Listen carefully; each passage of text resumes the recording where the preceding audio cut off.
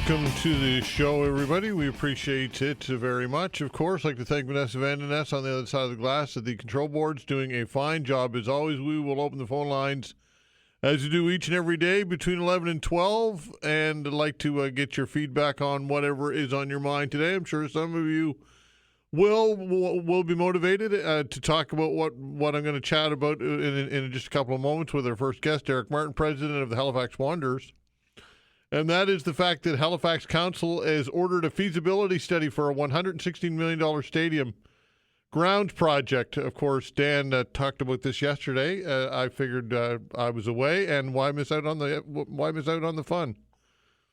This is one of these stories that I guess recycles. This topic recycles every few months. Somehow, some way, it continues to reemerge, and kind of like bike lanes, or there's a lot of these types of issues which kind of get rotated around. But still, it's a pretty serious one, and I think an important story as well, because and again, I'll get into Derek Martin. I'll get into this with Derek Martin in just a couple of moments. But one of the key questions is, do you support a new stadium in HRM either at the Wanderers grounds or elsewhere? And if so, why or why not? And are publicly funded stadiums good investments? Because according to a lot of economists and others, they would tell you that it's not. But then it depends who you talk to, and you look at most major cities, they have publicly funded for sports stadiums. And here in Halifax, of course, with Scotiabank Centre, we've got one as well. That's owned by the municipality, and teams lease it, including, of course, the Mooseheads. So could the argument be made is that we invest in infrastructure like that? Why not something else like the Wanderers ground, something outdoor, something larger? And are there intrinsic value? Is there intrinsic value there? What it brings to the community? What it brings to the notoriety, to the presence of a city, right? I mean, can you imagine Montreal without a major sporting event or event stadium? Or Toronto, or anywhere else, really. Any major city has a large facility which can house big league events.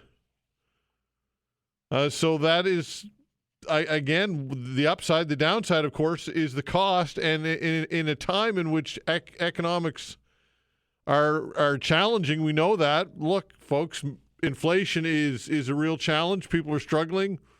Municipalities, provinces, the feds dealing with big debt. Do we want to add to that debt? And also, when it comes to tendering this type of project, can you do that and expect to come in on budget? I would say that probably not. Some of the estimated costs are in the $116 to $122 million range, but who knows where that would end up whenever this thing became shovels in the ground. And when all is said and done, the final bill, it would likely be double that. I'm sure it would be. Just based on look, I mentioned bike lanes. What happened to bike lane tendering? That was supposed to be $25 million. That's now $100 million for bike lane construction. So how far out of control might a stadium construction build get? Who knows? But again, these are big questions and some things that perhaps you might want to talk about. Labor strife and getting caught up in labor strife. We've been through this countless times recently. Still going through it with Cup W, which they don't have their labor situation resolved. Of course, lots of disruption to the traveling public when it comes to Air Canada and flight attendants. They are yet to ratify a deal. We assume that they will, but again, more labor strife. And 1,000 professors, librarians, and other teaching staff are locked out by Atlantic Canada's largest university. Dalhousie University in Halifax locked out its employees yesterday amid a contract dispute with the Faculty Association. So this is going to throw into flux lots of people's lives, and first and foremost, the students. But not just students, parents who send their kids to school, people paying rent, on and on it goes. This is a big disruption, folks. And again, the public getting caught up in the middle of another labor dispute. What are your thoughts on this, folks? Are you getting sick, sore, and tired of being caught in the middle of labor disputes? whether it be the Public Service Alliance of Canada or CRA or whatever it is, flight attendants, pilots, the list goes on and on. Cup W, of course. Are you getting tired of being caught up in the middle of labor dispute? Something else that you can talk about. All right, folks, as mentioned, we will open the phone lines in about an hour's time. Now let's get to it. Derek Martin, president of the Halifax Wanderers FC, joins us for a chat. Derek, thanks for joining the show. Hey, Todd. Good to chat. How are you? I'm well, you? I'm doing great. Okay, how's the season going so far this year? You guys are having a pretty good season, eh? Yeah, we've been doing all right. We started well. We've hit a little bit of a summer slowdown, but we've got a big game Friday night to right the ship and get things moving again, and we're right there in the thick of it. We're in fourth place now, and with a couple of good games, I think we'll be right there at the end of the season. So it's gone well. Very good, and lots of great crowds as always, right? Your support is second to none in the league, right? Yeah, we're averaging about 6,100, 6,200 people a game. We were able to expand the stadium a bit this year to prove that there's an increased demand, and as always, it's proven to be true. And people are really loving the experience of coming downtown and going to the Wanderers grounds, as they have for the last 7 years. Okay, so let's talk about the feasibility study for a $116 million stadium. Obviously, you're a proponent of this. That goes without saying. But I guess why do you feel as though that this is a good project outside of the fact that you own the Wanderers and you want to have a great facility for your team? But why is this good for the city? Yeah, listen, I listened to your preamble, and you raised a lot of great points, Todd. And I think, the challenge I have is the motion that got put forward the other day wasn't entirely accurate, in my opinion. And if you recall, we put a proposal forward back in 2023 to have a stadium built at the Wanderers grounds to replace the temporary pop-up stadium that we have now.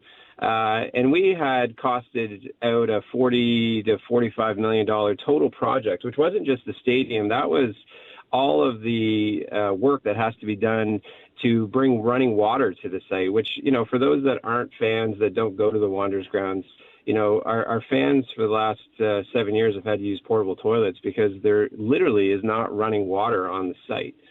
So I think, I don't know how this all happened, but somehow after 2 years of consultant work, a proposal and a report came back to council to vote on that all of a sudden ballooned the cost of this stadium up to, $75 to $90 million. And, just to be accurate, the total cost, you're correct, was in that $110, $120 million range. But that wasn't just for the stadium. That was for, renovations for the Bengal Lancers and a new horticultural center to help service the public gardens. So, they looked at the entire Wanderers block, not just the stadium component. So, I guess you asked me if I'm supportive. I to be honest, I'm not entirely supportive of what came forward. I don't think a $90 million stadium is what we need at the Wanderers grounds. I'm happy that 75% of the councillors agreed they want to see a stadium at the Wanderers grounds. And I'm really hopeful that in the next, few months, we can cut through a lot of the rhetoric and, really get down to what this looks like and what a reasonable, right-sized, appropriately priced venue looks like.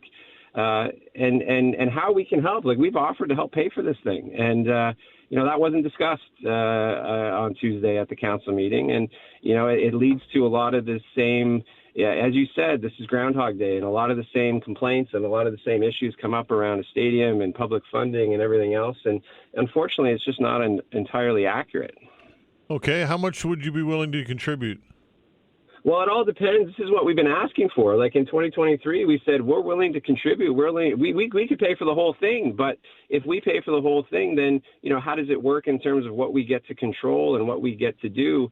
At the end of the day, it's meant to be a public community facility. I thought you made a great point earlier about the Scotiabank Center. If we want to talk to economists and we want to talk to the people who say no way, no how, there should never be an outdoor stadium in Halifax, then they must also think that we should tear down the Scotiabank Center and sell the land so that the money can go into the municipal coffers and a developer can put up another condo building. Like at the end of the day, there is a need. It's been proven out over decades, centuries, that cities, vibrant cities, have these places for people to gather.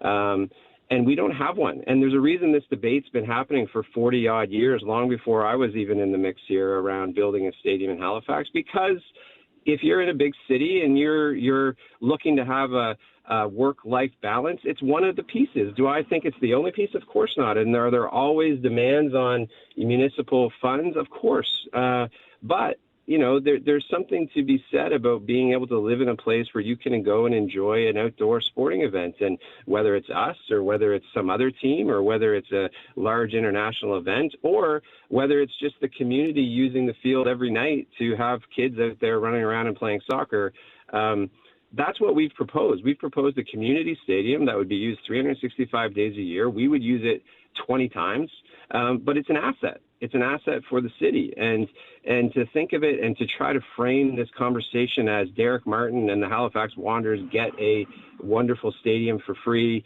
and they benefit and no one else does, is just a very disingenuous argument that I don't find after all of this time of 7 years of us paying to have the pop-up stadium there. It's quite frustrating that still is out there and part of the dialogue.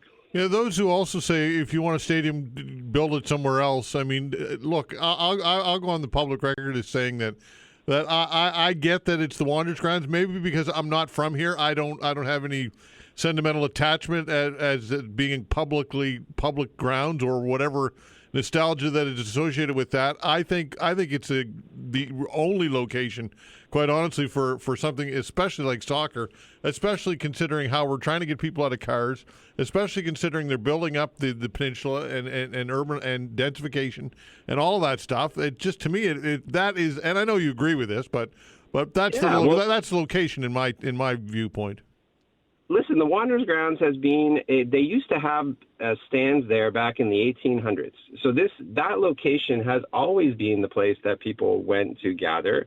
Unfortunately, it fell into a state of disrepair. The bleachers were torn down. The grass turned into a mud patch. It became a place where people went and walked their dogs, and ultimate Frisbee players went and played because it was the cheapest grass they could get because no one else wanted to use it. The high school football team had to stop using it because it was muddy and it couldn't be played on if it rained. Like, I think people will kind of look back on things and try to change history, but at the end of the day, it is the right location. To start talking about, again, bringing up this CFL thing and the idea of building a 20,000-seat stadium out in Burnside or Dartmouth Crossing or by the airport, like, there's no one interested in doing that. There's no one who's got a team. There's no case that proves it. We've proven over the last 7 years that this works. We're here. We've survived a pandemic. We're still going strong. We've got thousands of people every single week who are coming downtown and going into restaurants and going into bars. And, an economist can sit and say that doesn't mean anything because it's the same money circulating around. But go talk to the bars and the restaurants downtown and ask them if it matters on a Saturday afternoon at 2:00 that they're full when they wouldn't normally be. And I just think at the end of the day, there's going to be people who disagree, and that's totally fair. We're in a democracy. People can believe whatever they like and make their arguments. But if we want to move forward as a city, to recycle these old arguments all the time about maybe what we should have one day that isn't anywhere on the horizon, and we've got a team in us. We've now got a women's professional team that uses the facility and rents it out. There's real opportunity here right now that we need to move on, because at the end of the day, this was meant to be a 3-year project. It's now 7 years in. And, we're truly not that much further ahead when it comes to, where we sit with the city and their commitment to, see this through. And it gets a little tiresome. Yeah. All right. That said, to put a wrap on the chat, is there an expiration date in your viewpoint for the Wanderers and the current model of the pop-up stadium, no running water and all of that? I mean, if you're 10 years from now doing the same thing, is there an expiration date on it, I guess?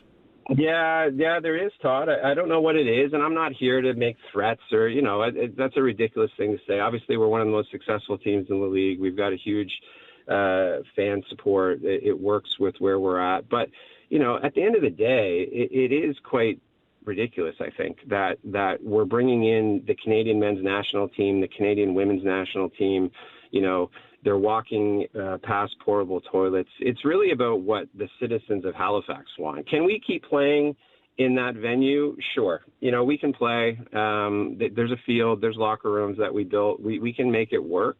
But at some point, I think the people of Halifax have to say, are we okay with sitting on rented metal bleachers and going to the bathroom in portable toilets, or should we have something better? And again, I hate to say it this way. I'm a huge sports fan. I love the Mooseheads, the Thunderbirds. They do a great job. The folks at Events East are terrific.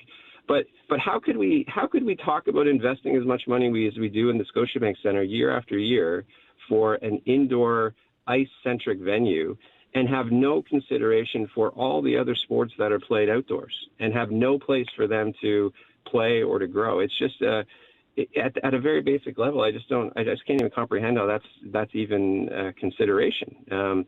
So hopefully we get there, and hopefully, again, the positivity of 75% of the councillors agreeing they want to move forward with something at the Wanderers grounds keeps us moving and gets us going faster. But as you can probably sense from my tone, it's getting frustrated. You're frustrated. Frustrated. Yeah. I can and listen, if at the end of the day nobody wants this, then no problem. We can go somewhere else. If that's what we're told, then we can go figure something else out. I don't think that's what everybody wants, because we get inundated with support for what we're trying to do. But at some point, the rubber's got to hit the road here, and we've got to move forward. Okay, Derek, appreciate it. We'll keep in touch. Thank you. Okay, thanks, Todd. All right, Talk take to you care. later. All right, Derek Martin, president of the Halifax Wanderers. Sylvain Charlebois when we come back. All right, joining me here in studio is the styling Sylvain Charlebois, Senior Director of the Agri-Food Analytics Lab at Dalhousie University. Sylvain, you're always styling. Thank you for noticing. I know. And you are too, because you're wearing a New York Yankees hoodie. Last time I checked, they weren't in first place, though. No, but they've won 5 straight, and the Blue Jays lost yesterday, so they're only 4 out. Thank you for reminding me.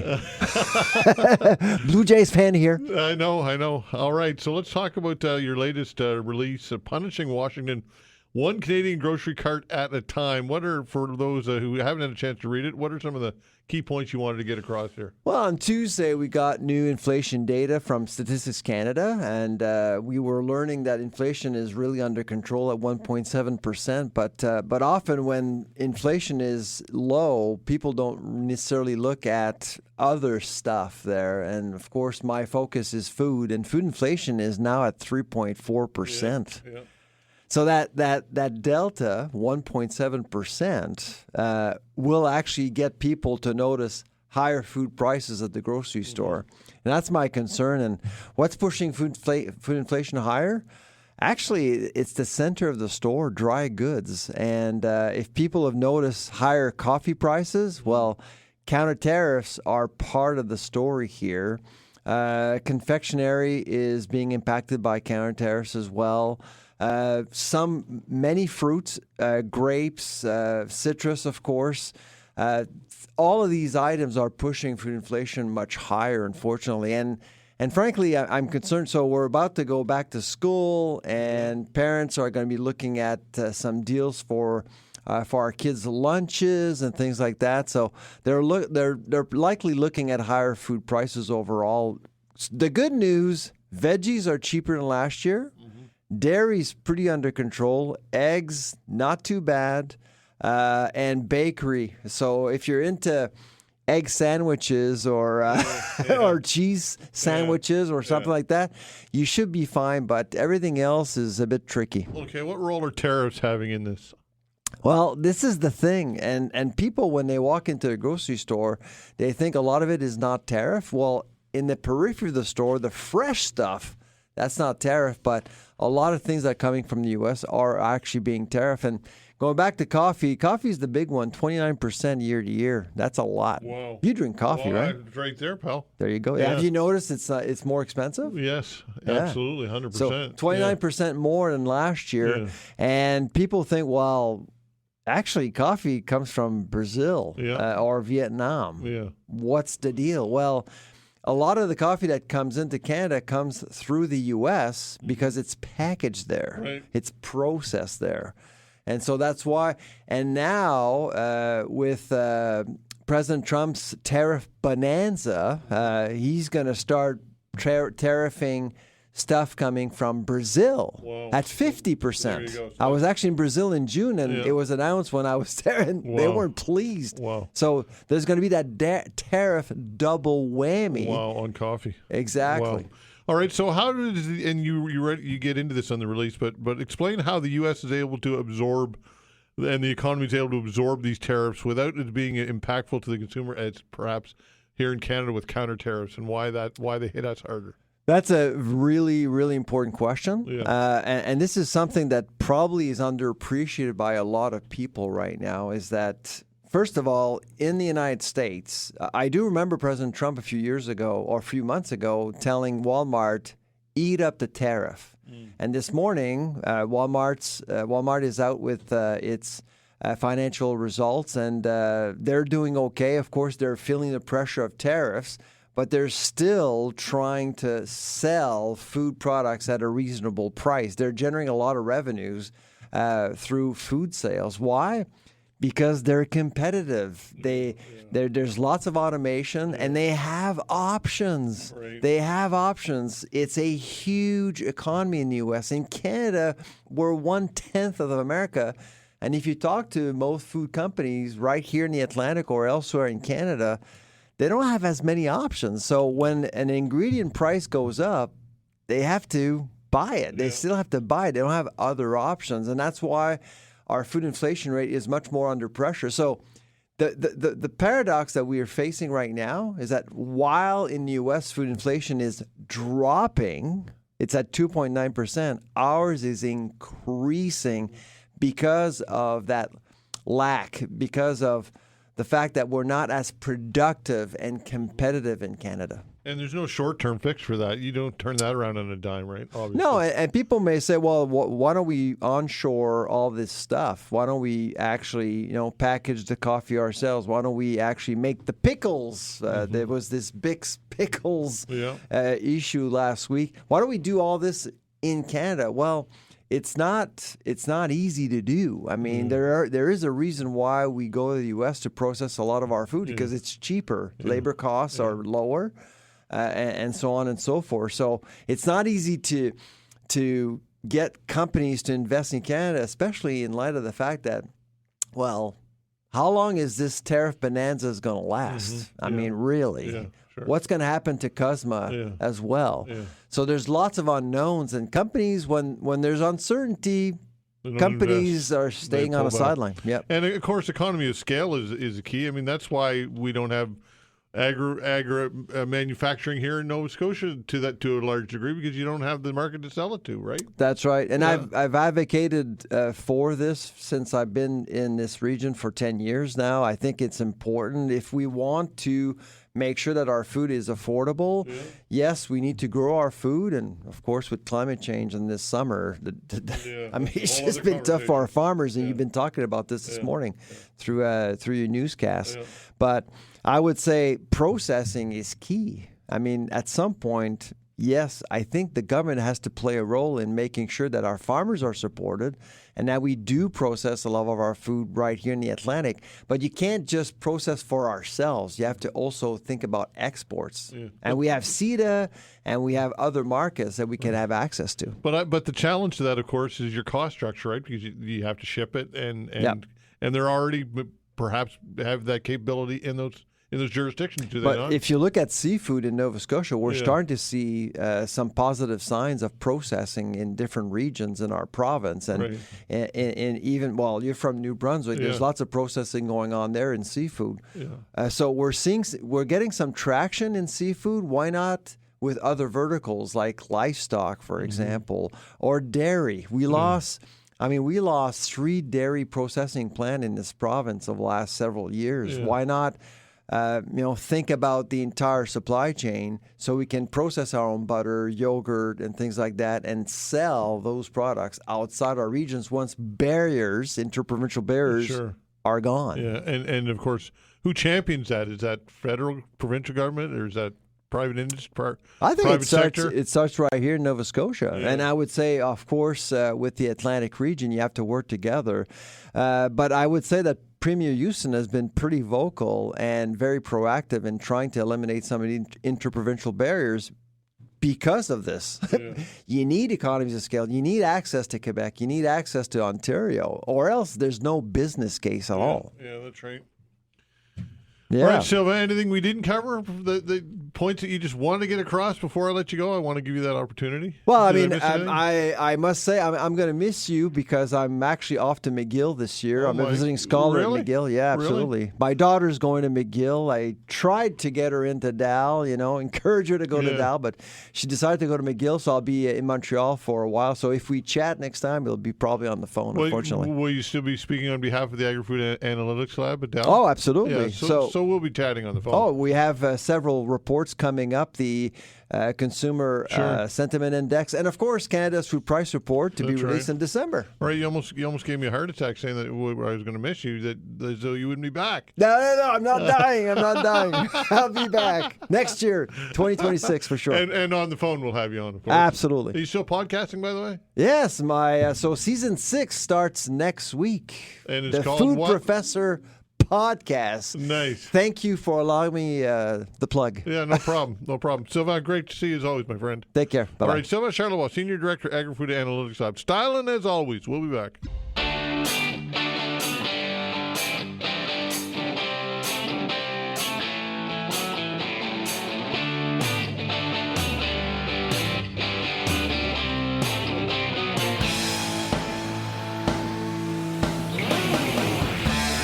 All right, residents in Newfoundland and Labrador faced the highest combined federal provincial debt interest payments in the country at over $3,400 per person, as the remaining Atlantic provinces pay between $1,900 and $2,200 per person, according to a new study published by the Fraser Institute. Joining us to talk about all of this is Alex Whalen, Director of Atlantic Prosperity at the Fraser Institute. Alex, thanks for joining the show. Good morning, Todd. Glad to be with you again. All right, so it may seem evident, but why is this important information for people to know about? Well, the study that we released today tracks interest costs that are accumulated by governments on our behalf. And so these are funds every year that come out of the provincial budgets across the country as well as the federal budget. And this is money that is allocated to pay for our debt load that does not go toward tax relief, does not go toward education, healthcare, or other government priorities. It simply goes from our tax payments into the hands of bondholders. All right. So how does this compare to years, 10 years, 20 years? How bad is this the worst it's ever been? In general, yes. Obviously, there's been an explosion of debt accumulation at the federal level in Canada. I think that's quite well known, but many of the provinces as well have been running deficits. Deficits mean that on a yearly basis, many provinces are spending more money than they take in, and that leads to higher debt, and higher debt leads to higher interest payments. And so certainly if you look at a province like Nova Scotia here, we've seen an increase in net debt over the past few years. Just to talk about our recent experience, in 2021-22, the province paid about $634 million in debt interest payments. This year, that is expected to be closer to $900 million. So we've seen a substantial uptick. Okay, why is it that we're heading in this? We're trending in this direction? What's going on here? Well, governments across the country have really been spending in a way that I would characterize as out of control. Most provinces are in a deficit position. Most provinces have substantially increased their debt loads. Look, we know what happens when governments follow this fiscal approach. There are consequences. There are consequences in terms of higher interest costs, the subject of our study today, but it also means likely higher taxes down the future. And so we would argue that governments should be taking a very different fiscal approach. Which should be what? What might a different fiscal approach look like? Well, the first thing any government can do to restrain the growth in debt is to balance the budget. And that's been a bit of a foreign concept across Canada over the past few years. Balancing the budget is the first step toward controlling debt, and that's obviously necessary in terms of controlling interest costs. Yeah, for sure. I saw a story this week in New Brunswick. I think it's like over $600 million deficit, which is, look, for a province the size of about 1 million people, just a staggering number, right? Obviously. That's right. And New Brunswick is a really interesting case study in both the costs and the benefits of fiscal policy. So if you go back to the end of the Brian Gallant government, throughout Blaine Higgs's tenure, New Brunswick actually went from the fiscally weakest province in Canada, so very high debt load, string of deficits, spending out of control. Through those two premiers, they really cleaned up their fiscal house. There were several balanced budgets in a row. They cut $2 billion off of provincial debt. And why does that matter to the average person? Well, by the end of that period, New Brunswick was paying a couple $100 million less per year in debt interest payments. So if you look at where that province is headed now with a large deficit and no plan to return to balanced budget, they're set to go right back where they were, and ultimately that costs taxpayers. All right, so we know that politicians, when campaigning, they talk big, and their main, I guess, the main tool that they have is spending and promising to spend, and they would call it investing.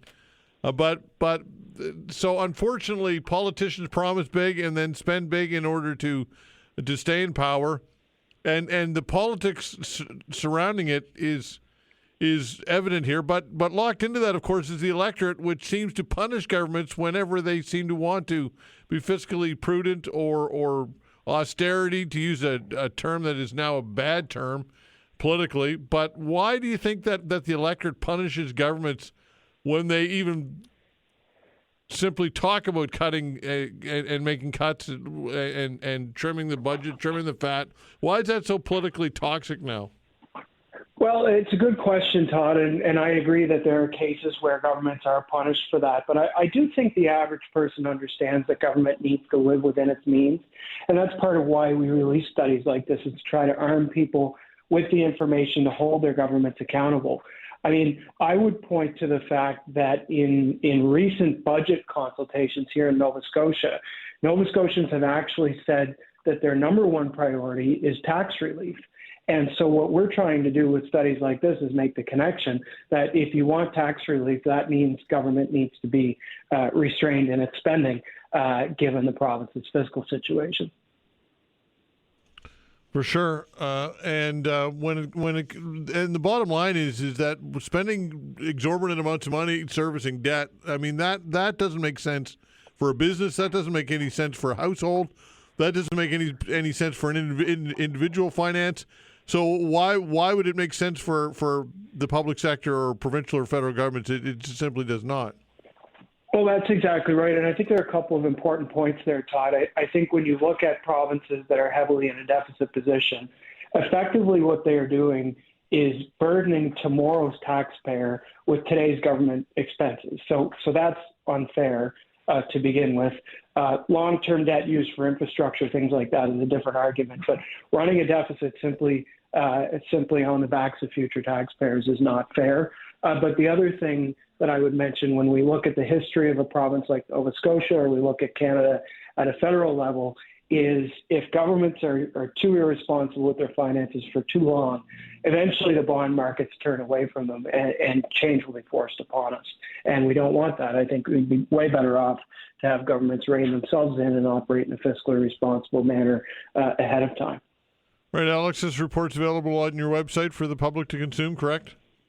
Absolutely. FraserInstitute.org. Okay, thanks, Alex. Appreciate your time. Thanks, Todd. All right, take care. Alex Whalen, Director of Atlantic Prosperity for the Fraser Institute. More options needed for Halifax commuters, according to the NDP. We'll talk about this when we come back. Thanks.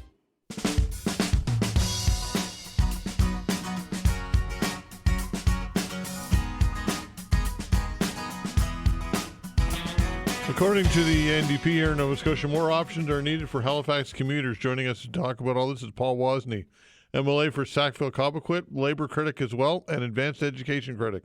Paul, thanks for joining the show. Thanks for having me, Todd. Good morning. Good morning. So, all right, another consultant report on rail here, light rail in Nova Scotia, in HRM rather, is in the works now.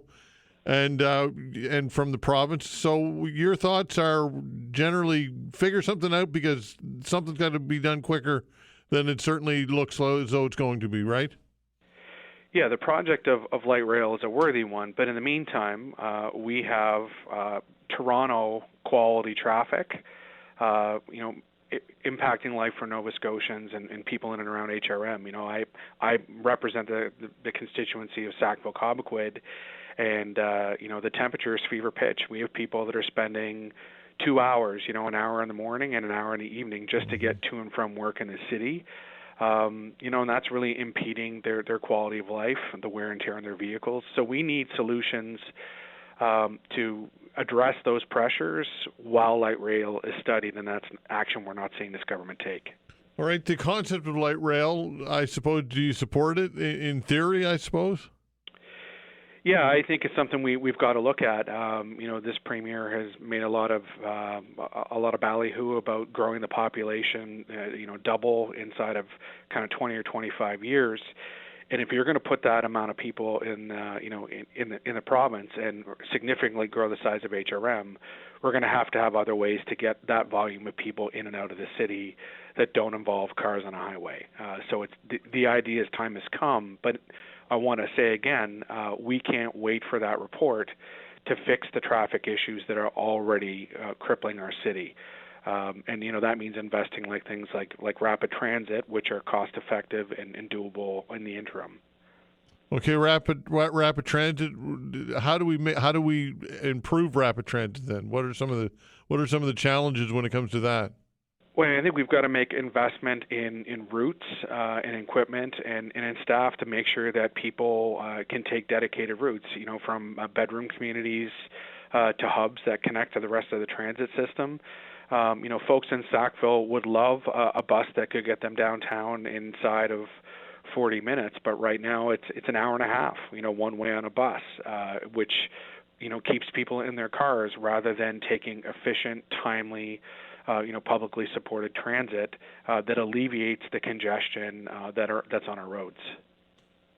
Right, so some of the barriers, obviously, when it comes to transit are, again, congestion and having bus lanes and dedicated bus lanes, and we know that they don't come without controversy because they certainly do.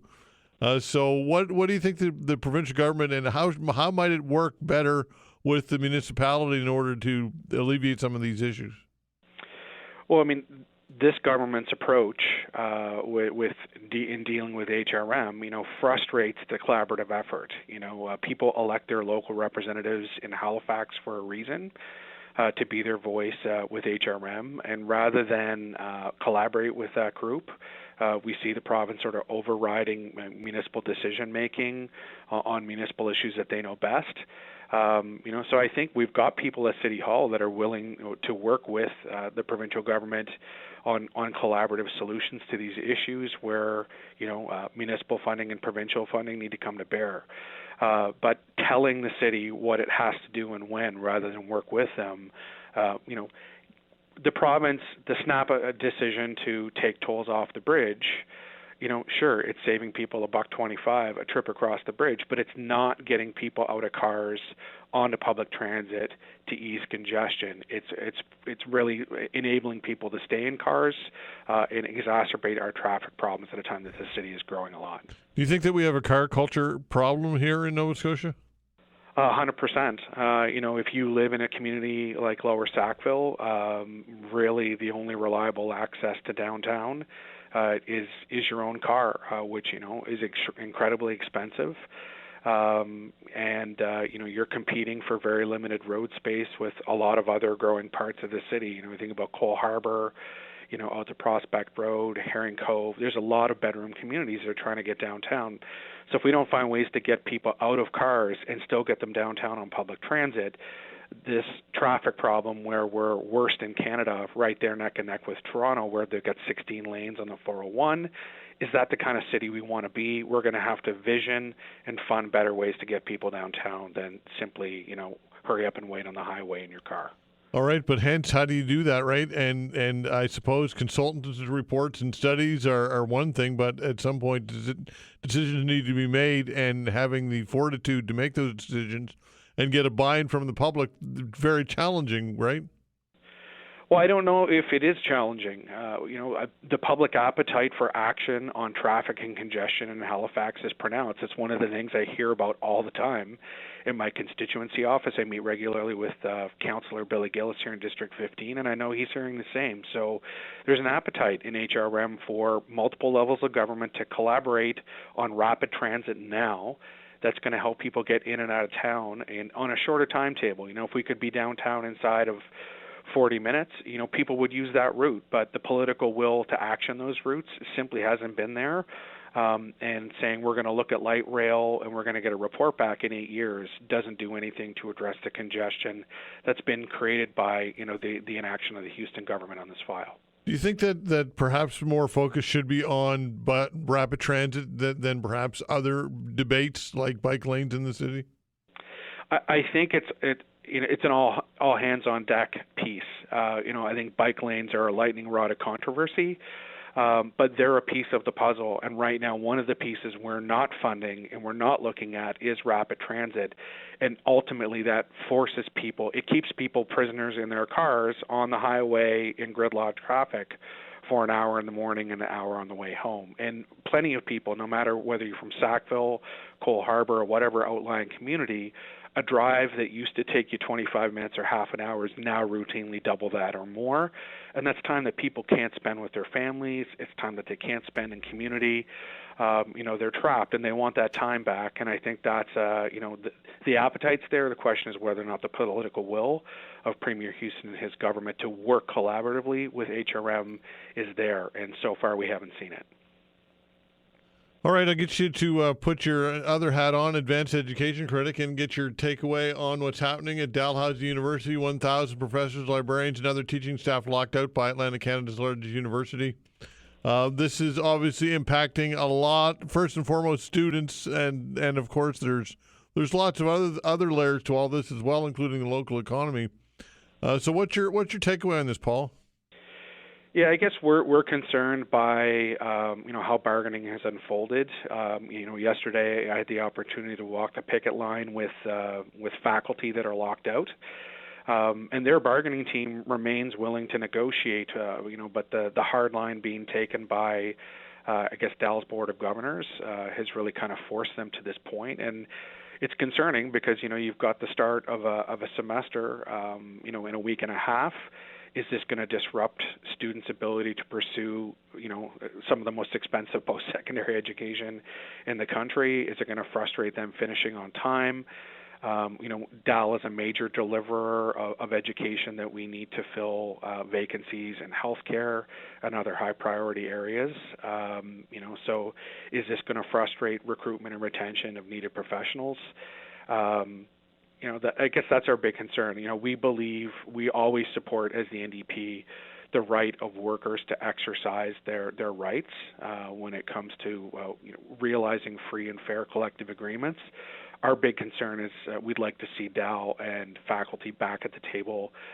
We just saw, federally, the Air Canada flight attendants, there was a lot of things that happened away from the table. Ultimately, it was hard work at the bargaining table that realized a solution that got flights back on schedule, and we think that's the answer here. So we'd like to see free and fair bargaining resume rather than lockouts and, engagement of other folks in the bargaining process. That's the path that needs to happen here. Do you think there's fatigue when it comes to the public and getting caught in the middle of labor disputes? I mean, the Air Canada thing and the Dal thing are not the same, but same public though, right? The public's impacted. Yeah, but I think people in a growing way are appreciating that workers are on lines for very compelling reasons. Air Canada flight attendants. Our flights being subsidized by the unpaid labor of people that do an incredible job every day. There's a ton of public support for that. So I think it depends on the strike, and I think people realize that working people are not getting their fair share, and I think that's a big piece of the public support that's there for striking workers. I think the public is not very favorable, when Dal is locking out people that are willing to bargain to avoid the kind of disruption that we have. The lack of sympathy isn't with the workers, it's with the university because they haven't done the due diligence at the table to reach a fair deal with people that want to sit down. So I think that's the bigger question here. Okay, Paul, appreciate your time. Thanks, and we'll do it again. Thank you so much, Todd. All the best. All right, take care. Paul Wozney, MLA for Sackville-Cobequid, NDP MLA, of course. Also the labor critic and advanced education critic. Now we've got some time for you. What is on your mind today? The way to reach us is 902-405-6000. Again, 902-405-6000. On the topic of light rail and another study. Is this pie in the sky? Is this just a dream that we'll ever have light rail here for commuters in HRM? What are your thoughts on that? Or, of course, the stadium continues to be an ongoing topic. It comes up seemingly every few months anyway. And, of course, Halifax Council ordered another feasibility study for this $116 million stadium grounds project at the Wanderers grounds. I chatted with Derek Martin earlier in the show, president of the Halifax Wanderers, and he appeared and admitted that he was frustrated with this process and suggested that look, if Halifax doesn't figure it out at some point, they'll have to take their ball and go elsewhere, was kind of his key message. What are your thoughts on that, folks? What are your thoughts on a stadium at the Wanderers grounds or not? 902-405-6000 or whatever else you've got in your mind, of course. It's an open hour, 902-405-6000. Your calls when we come back. Facts.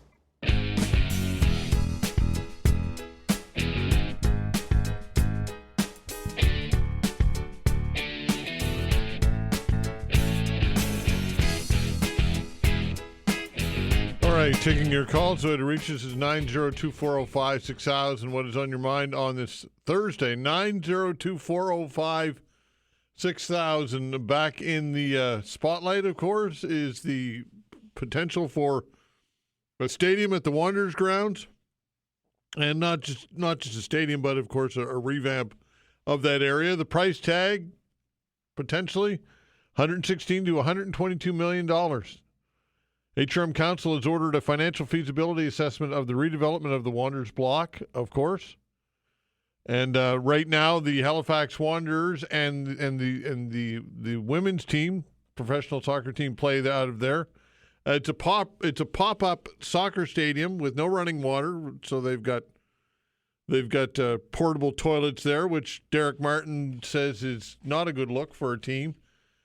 For the league, for a team in a league like this, but says they've worked with it for the last 7 or so years, but it's not sure how long they'll continue to work with this type of facility, suggesting that at some point, if they don't get a permanent stadium with modern facilities and amenities, then they will simply have to consider or reconsider their future long term here in Halifax, or certainly at that site. So what are your thoughts on this, folks? Should, in fact, the municipality invest and spend upwards of $100+ million? And again, that's something Derek Martin called into question as well when he chatted with me earlier, saying that they didn't think of that the price tag should be nearly that high.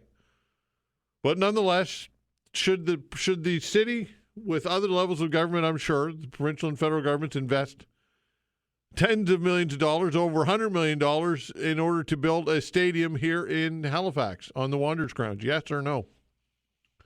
And do you think that this type of stadium is important in order to be a world-class city?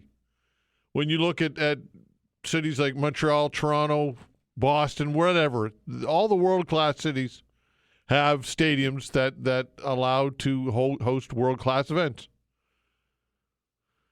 So is this something that we should have here, and would you support it?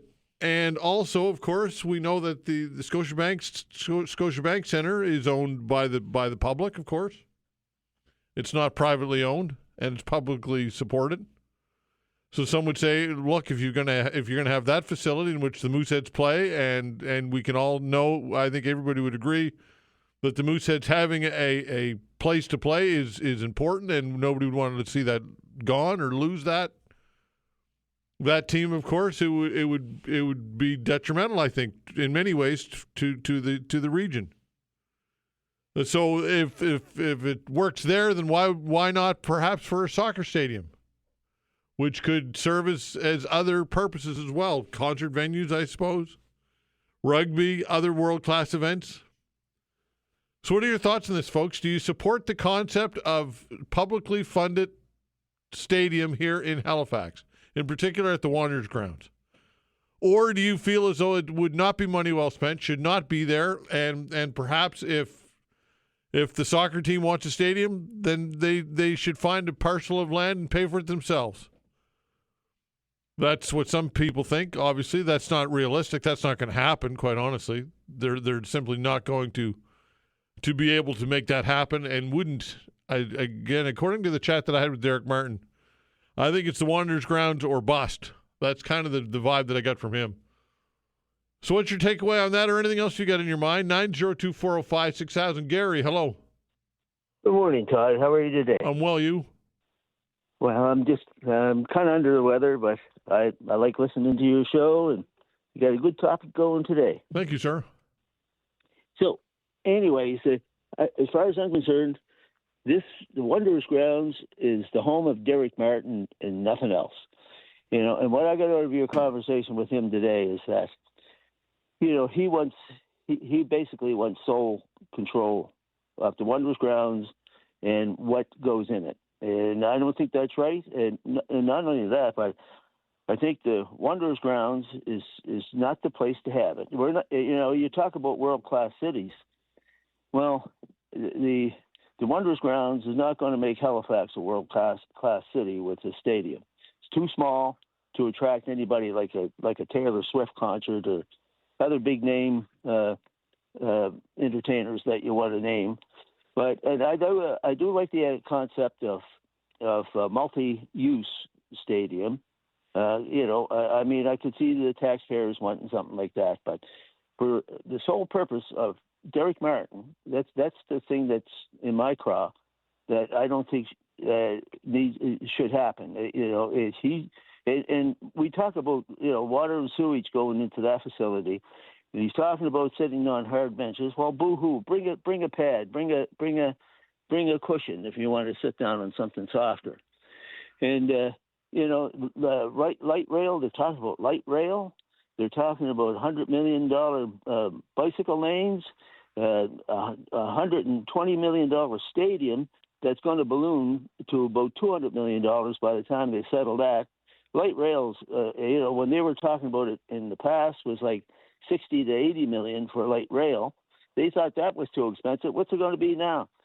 And anyway, and on top of that, Todd, south off the Armdale Rotary, the Herring Cove Road was supposed to be widened by now, but I if I'm not mistaken, I think that's on a 10-year hold, probably a little bit sooner because it's been a couple of years since it's been announced that was going to be done. And the last thing that I heard was that it was on hold for another 10 years. The Sambor Loop used to have a bus. We have a councillor that's against public transit. So I don't know how we get to moving. I mean, if you go around the Herring Cove Road Loop, you'll see a massive development that's happening high up on a hill, just down at the end of Herring Cove Road as it goes into Herring Cove and those places. It's huge, and the population out here is growing massively, even in the area of Harrietsfield. And speaking of Harrietsfield, that's supposed to have water because of the injustice that was done 2 years ago that Marlene Brown has been fighting and actually won. But there has been no support for water for that community. And that's where I get the unfairness of the stadium to want water when a community that needs water and has a good case for it can't get it. Those are all my points, Todd. I don't know what to say about it, but I just think that it's a real negative to put it down there where we're parking a stadium down in the Wanderers grounds that's going to parking is competitive with the hospital. I've been down there trying to visit somebody, and I couldn't get into the. I was trying to find parking, and I thought maybe I'll go down to the museum alongside of the Wanderers grounds, and they bought up the whole lot. I mean, it's totally unfair in the power that they have to buy up a whole lot where public parking basically is not in use. It's shameful that this happens down near that hospital.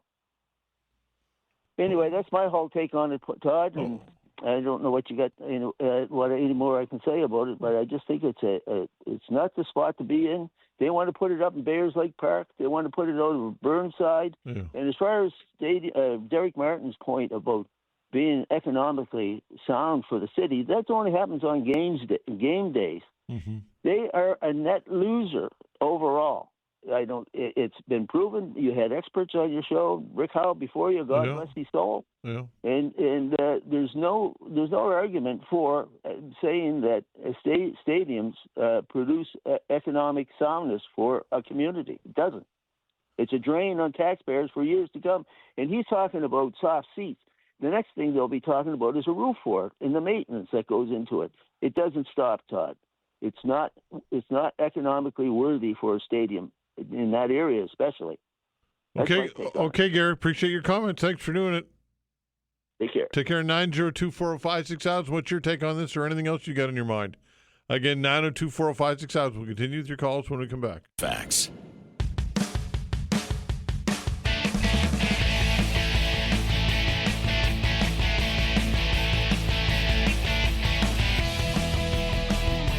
All right, taking your calls, 902-405-6000. Again, 902-405-6000. That's the way to reach us. Again, 902-405-6000. Mike's giving us a call. Hello, Mike.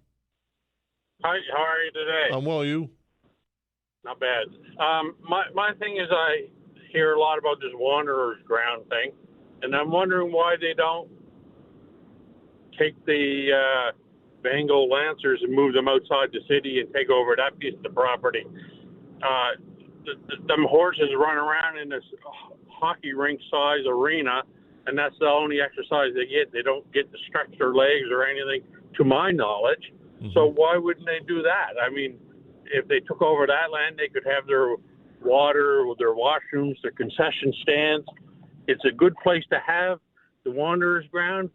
For the simple fact is you don't need a bus, you don't need a car. A lot of people from inside the city can go right there. Yeah, I'm sure that I'm sure that the Bengal Lancers wouldn't agree with what you're saying. Well, I'm not sure why that organization, or I don't know the history of that organization. But look, it's prime real estate. It's in the city. I suppose the argument could be made that people who want to ride horses or have that experience, who don't want to travel to the country or can't travel to the country, people, I guess, who live in the peninsula would want some access to that type of thing. I'm not sure, Mike. That, or there's a lot of money involved. Yeah, there's money for sure. I would say that most times when you follow the money, that's kind of the nub of the story, right? Usually. Yeah, but to me, that makes most sense to me, right or wrong. But yeah, I don't think they should be. Them horses should be outside the city where they can get out and stretch their legs a little bit. Okay, Mike. Thanks for the call, pal. Take care. 902-405-6000. Nick's giving us a call. Hello, Nick. Hey, Todd. How's it going? Well, you? Good. I just have I think as long as the Wanderers stadium is financially good and mainly for sorry, it's been a while since I've been on the phone. If it's financially good and the proposal is good and it's not 100% on the taxpayers, and I'd be okay with that, because the Wanderers, I don't know if you've ever gone there. It is a fun environment, and it is a fun Saturday to spend with your friends and stuff like that. But I feel like it would be a good spot if we tear down that temporary stuff, because there's no water or there's no running. Yeah, there's no running water or anything like that. Yeah. We should we have no problem putting up overpriced condos and apartment buildings downtown. We should be able to get a Wanderers stadium there. Hopefully it's not like that CFL stadium from a couple years ago where we're 100% on the dime, and we don't get any of the revenue. Like, I feel like we should be able to get the revenue if taxpayers are paying it. That's just kind of my 2 cents. Sorry if I was a little nervous there. No, that's fine. That's fine. But look, comparing it to building condos and real estate for people to live, I don't know that that's a fair comparison. Some would suggest that it's not. But Todd, we have overpriced where people can't even afford those condos and stuff like that. But it is a huge revenue for downtown, especially like the bars and stuff. They do a lot of business. I used to work for a bar downtown, and during the Wanderers games, we would do huge numbers. And especially a lot of people say like Halifax is a hockey town and stuff like that, but there are soccer is an up and coming sport, especially in North America. For sure it is, yeah, absolutely. And we should be, and the Wanderers is one of the most profitable teams in that league, and we should be helping them out. Okay, Nick, appreciate the call. Take care. All right, take care. 902-456-6000. Look, folks, for people to say there's no benefit to having a stadium there or to having the Wanderers, obviously there is. Obviously there's an upside. It's just a matter of is it worthy of an investment of $100+ million to publicly funded stadium? That's the question. But obviously on game days there's a lot of vibrancy. There's a lot of money being spent. There's status of having this type of thing.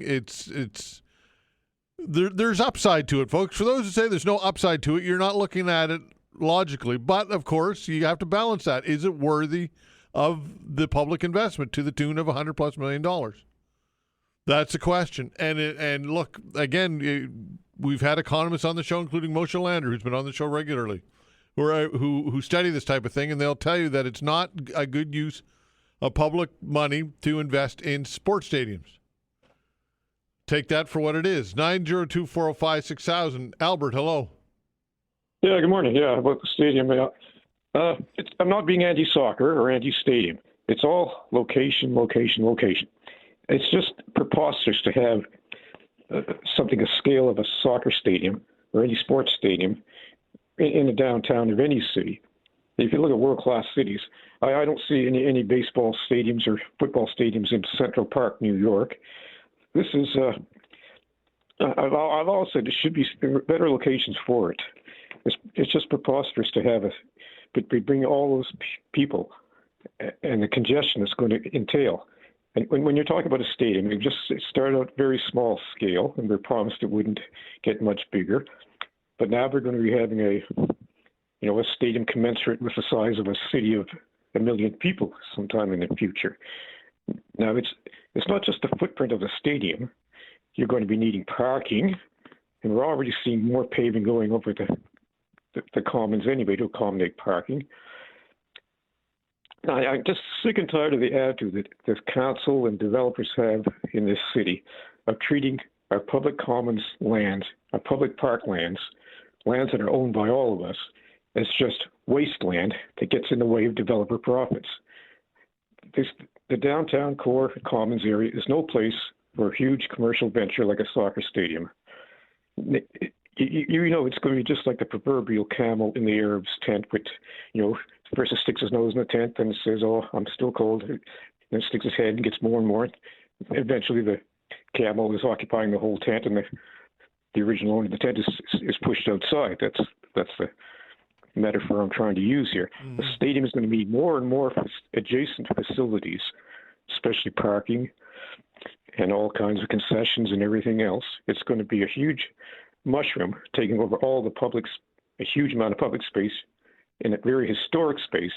It's totally out of context with the Citadel and the public gardens, as well as the rest of the commons. The commons is supposed to be for us. If you want to play soccer, you play soccer. That Wanderers grounds was stolen from us in the first place. So I have no sympathy for this Derek Mathers. If he wants to start a venture, more power to him, but do it in the proper place. I had suggested earlier before this started a good location for a stadium would be up in the Canada Game Centre. Then you could have players doing cross-training, using the facilities of Canada Game for cross-training, and then you you also want it on the perimeter of town if you want to attract people from out of town. So that's what I would have thought, North Commons or Dartmouth Crossing, but not in the downtown core. Absolutely not. That's the worst idea I've ever heard. If you can't make it work anywhere else, then it's not going to work at all. Well, Albert, when you talk about who's going to the games, a lot of people would go to those games who live on the peninsula and therefore don't drive. And you talk about the Canada Game Stadium, that would be drawing a lot of traffic and congestion to that area as well, would it not? Yeah, but it's from out of town, from the perimeter. It's on the periphery of the town. Yeah. It's all huge population drawing features should be on the periphery of a densely populated area, because you're only bringing people from outside the area into the center of the populated area, making it even worse. Now, traffic would be terrible. Parking, they're going to steal more of the commons. Well, Albert, they're already there, right? They're already there. They already have 6,300 people a game. So it's already happening. It's not like this would be something that would be brand new. Yes, but so we're at the scale of 6,200. But he wants a stadium, which I suppose 8,000, something like that. 8,000. So not a huge number more than's already there, right? Yeah, well, but it's like I say, it's mushrooming all the time. Eventually it's going to be too big. It's going to be too big for the footprint, and it shouldn't be on the commons, on the Wanderers grounds in the first place. That was our public parkland, our recreation space. You don't steal parkland for private ventures. So I say put it out in commercial districts, and if it doesn't work, if you can't work without free land, well, for that matter, the city could give him free land anywhere it wants to, I suppose, if he's got that much influence over council. So, no, it's just totally out of scale. Okay, thanks for the call. Take care. Okay, all right, 902-405-6000. That's the way to reach us. Again, 902-405-6000. We'll continue with your calls when we come back.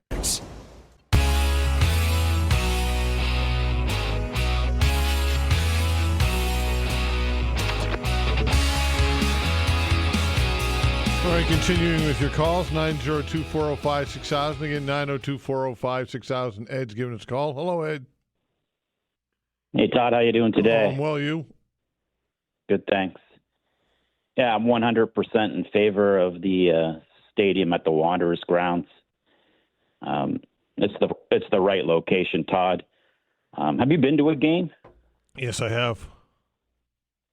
I mean, you tell me. I mean, I take the kids. It's a great time. It brings the community together. It's a lot of fun. Economic spin-offs during game days are great. Don't you agree? Yeah, like I said earlier, there's obviously some upside to it. For sure there is. I mean, look, to say that there's not is silly. It creates vibrancy. It creates a lot of economic buzz on game days. It's notoriety. There's all types of upside to it. But the question is, Ed, is there enough upside to justify the investment? That is ultimately the question, right? Yeah, I mean, I think it is.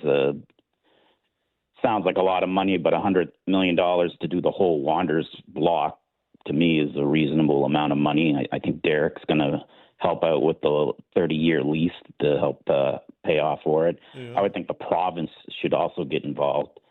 I really appreciate that last caller. You put him down. He kind of stumbled when you said, it's already there. Yeah. Yeah. He's like, we can't have it. Well, Ed, can't have it at the. Ed, you're passionate about it. You like the idea. You're a fan of soccer, but let's suggest that you weren't, and you didn't have a family, and you didn't care about sports at all. Do you still think you would have the same attitude towards it? I mean, depends. I mean, there's going to be people who don't like sports and just going to be like, I don't want to put my tax dollars to this. But, right. He was like, oh, this is common land. Well, exactly. Like, he's a person, just like those friends of the Commons. Mm-hmm. They're not friends of the Commons. They're not friends of the city of Halifax or HRM. They didn't want the oval. They didn't want the swimming pool that all the kids love. You talk about common land, it's to bring everybody together. I mean, that's what the Wanderers and the Tides now do during the games. It brings people together, and that is the right location. And I'll add, Todd, don't know if Derek's listening to this or Tony Mancini. I know he's really into it and stuff. Like, do it right. Like, I'm going to throw this out there. Maybe Tim Houston's listening. Like, do some common sense. Like, the museum there on that block. Mm-hmm. I mean, I love it. I take the kids there. Yeah. But that building is starting to show its age, Todd. Mm-hmm. And the province could easily take that museum and put it downtown. And they could take all that land and make the right size stadium. There'd be room for the Bengal Lancers, now the Halifax Lancers. There'd be room for everybody if they took the museum and relocated it. I think that is something that they definitely need to look at and do it right down there. I mean, this is not a Montreal Big O. I don't know if you realize that I laugh. They're spending $800 million to fix the roof of the Olympic Stadium in Montreal. I mean, that thing is a money pit. This is not that. I mean, this is going to be like an 8,500 person stadium.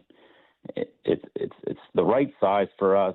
I was a big CFL person, but I don't see that coming. If somebody's going to say, hey, we need a bigger stadium because CFL's coming, then they need to step up now and say, hey, the CFL dream is alive and well, and we need to make this stadium right. But, I mean, I don't see anybody standing up saying CFL is coming. So that's gone. Mm-hmm. So we've got two nice soccer teams here in the city, and let's build a nice stadium at the right location, which is the Wanderers grounds, and the city can enjoy it and stuff. I mean, don't you think that's the right thing to do?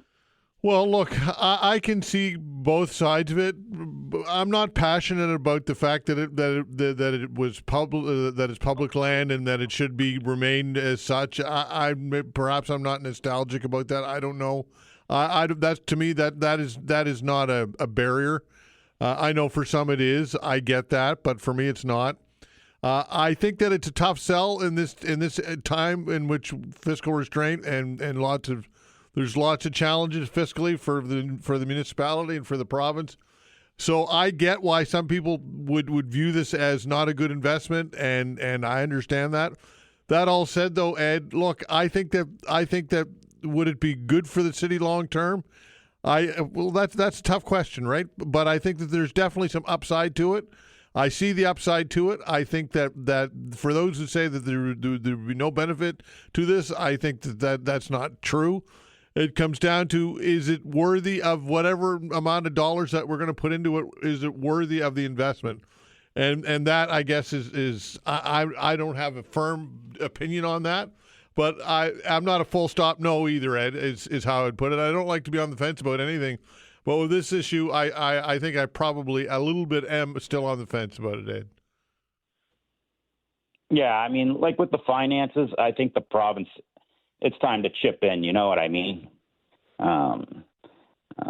People from outside the province are using that stadium when they're coming to watch games, so it's for everybody. And if there are some concerts, but there's not going to be a ton of concerts, but if there's a concert and stuff, people are enjoying that and stuff. So I think the province can definitely help out pitching in on this. The city puts some money in. The two professional teams sign long-term leases, and you have yourself a nice facility. Well, yeah. I go to the games, Todd. I don't have any issues with traffic and stuff. So people are obviously walking there or taking transit. Like, I go there, or sometimes I drive through there, and then the games are just ending, and it's nothing, excessive. There's a little bit of maybe more traffic, but it's nothing too crazy. Like, so these people are saying, oh, it's all this traffic. I mean, the 10 games I've gone to over the last 4 years, I've never had anything crazy with traffic. So I'm just giving you my point of view on that. Yeah, for sure. Okay, thanks for the call. Thanks. Take care at 902-405-6000. James, hello. Yes, hello. Thanks. I think you sort of hit the nail on the head a few minutes ago. Like any proposed major project, there are costs and there are benefits. The costs are usually sort of calibrated in dollars. The benefits can be both financial, sure, some tax revenue for the city or the province or whatever, and also some revenue for businesses downtown, which translates into more tax revenue for city or province. And so and of course, the benefits can also be intangible. We build swimming pools and ovals and community centers, and we don't expect them to pay for themselves financially, but they provide great intangible benefits. So anyway, we just got to do a good comprehensive listing of the costs and the benefits, and then make an informed decision. And I think that's the plan. That's what I understood. There's going to be some kind of proper study done. Last point would be, I remember way back when, in the late 70s, when the Metro Center, as it was then known, was proposed. A lot of people said, no, white elephant, blah, blah, blah. Well, of course, it turned out to be a huge success. We have the Mooseheads. We have we have the National Olympic women's and men's curling trials coming to town in November. An endless list of events that have occurred at Scotiabank Centre. And sure, people find a place to park. In that case, Scotia Square or whatever. But putting facilities in the center of town is quite common. In fact, someone said it's not done. That is the new normal in North America. Ottawa's about to spend X hundred million on a new major arena on LeBreton Flats in Ottawa. That's, quote, downtown. It's on the edge of downtown. The Toronto Argonauts and their professional soccer team play at a stadium, whatever it's called now, which is very close to downtown. It's midtown, kind of Eaton Center. Anyway, putting them close to downtown is the new normal because people like to come to downtown to go to events. It's the thing. They don't want to drive out to whatever the heck over in Dartmouth, where they were talking about putting a football. Burnside. Yes. Yeah. Or even beyond, like the military base. Right. Shearwater. Yeah. Sure. Anyway, whatever. Yeah. No, I think the other end, actually, the west end of Dartmouth, right, where the military. Anyway, it doesn't matter. But very remote location because that's not what people want to do now. They want to get in the action and combine, go on to a sporting event with then have a meal and whatever. Anyway, so costs and benefits, but on this one, to me, sort of smells like benefits over the long term would exceed the costs. And sure, it's who's going to pay for what? I haven't heard anything about that because the city, I don't think, can. Yeah, because the Metro Center, to the best of my knowledge, was paid for by the province, not the city. So who knows how they could cost share this one between province, city, and proponent, as they say, the teams that want to use it. Right. Anyway, so let's get some good facts before we jump to conclusions. Okay, James, appreciate your comments. Thanks. Take care. 902-405-6000. We'll continue with your calls when we come back. All right, continuing with your calls, 902-405-6000. Bill, hello. Hi, Todd. Hi there. Got a couple of answers for this problem there. Number one, the Wanderers grounds. They got a huge fan base there. My thoughts would be this: the city leases that land to them certain periods of time. Number one. Number two, their fan base or whatever they've got there that really appreciates this property there. They form a company. They've got a company, I guess, now. So they form a company and they sell shares. They've got quite a following there. And so, as far as I'm concerned, sell shares, get a lease from the city. Never mind this pile of money again taken away from taxpayers to support this. So that's that one, Todd. What do you think of that one? What do you mean sell shares? Who sells shares? The team? Yeah, the people that are the ones that are promoting it, they're the sort of thing. They sell shares in their company or in that project. Well, I suppose I don't know that that's going to. I don't know that you would get many people who would want to invest in it because it would be I don't know, Bill. I don't know. I suppose I don't really have anything to add to that. They already got a big fan base. Well, I get it. It's one thing to have a fan base, but it's another to have people pony up and buy shares for infrastructure. That to me is a whole other debate. But perhaps they put money out in other things. Anyway, that's my thought. Now here's your other one. Okay. Is the homeless and the high cost of housing and all that stuff. This is where the like the old days, Central Mortgage and Housing put up a bunch of wartime prefabs. Mm-hmm. I'm very familiar with these wartime prefabs. In fact, I was a major person over there tearing down the Clarence Park subdivision of prefabs. No problem to put them back together very quickly. Government does it. Now you got for those, some of these homeless too, I imagine would be cheap rent or purchase, one or the other. That's a very easy thing. And then you've got other areas here that they could look at, like Cobequid Street, where they put these projects in there, not prefabs, but projects like different areas here, Upper Cobequid Street. Mm-hmm. What do you think of that? That's the Central Mortgage and Housing Corporation in the old days, and these houses went together pretty fast, and they're cheap, and so on. What do you think? Well, prefab is obviously a better alternative when it comes to saving money, but still expensive, and still prefabs cost a lot more than they used to, Bill. I know people who bought prefabs, and what used to be $150,000, it's now like $300,000. But I get it. I think prefab definitely could be a part of the solution, Bill, for sure. I can't see that $300 or $300,000. I mean, they go up there in a flash. I know. I've done it. Yeah, but costs go up. Costs have escalated beyond belief, Bill, even for prefab stuff. Thanks for the call, though, pal. Okay. Thanks, take care, bud. 902-405-6000. Fred, hello. Yeah, Todd, good morning. How are you? I'm well, you? I shouldn't ask that question. Gee, anyway, I think there's a middle road with respect to the Commons ground. I believe that it should remain a Commons. I believe that it should still be a pop-up stadium.